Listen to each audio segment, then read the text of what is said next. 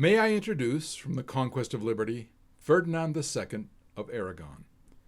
Now, to me, the story of Ferdinand II of Aragon is a story of royal succession as much as anything. His historian fans may argue, but most of the cool stuff in his life was when Isabella I was his queen.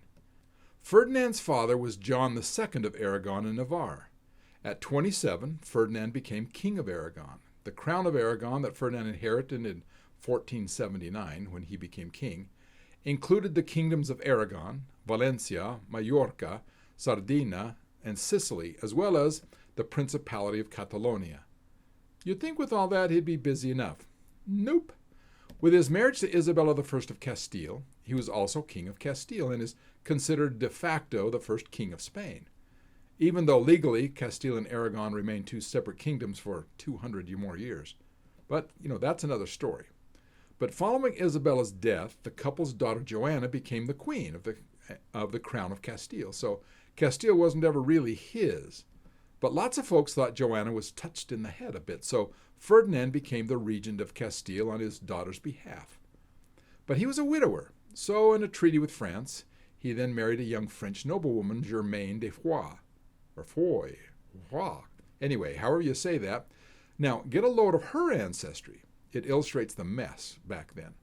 Ferdinand's second wife, Germaine's mother, was Marie, sister of King Louis XII of France. Her paternal grandmother was Queen Leonor of Navarre, an older sister of Ferdinand. So Ferdinand married his own great niece.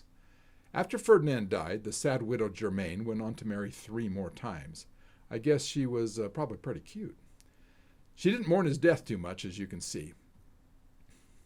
Ferdinand was nominally succeeded by his daughter Joanna, but not really. Quickly, Joanna's son Charles, who was just a preteen child, got dragged up into the spotlight. It didn't hurt that Joanna died, as did her husband Philip, before Ferdinand remarried. One more tidbit. Ferdinand was 54, and Germaine, his new wife, was only 18.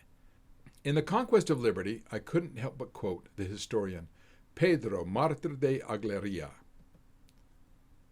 He says, "Our king, if he does not rid himself of his appetites, will soon give his soul to the Creator and his body to the earth. He is already in his 63rd year of his life and does not allow his wife to separate from him. She is not enough for him, at least in his desire."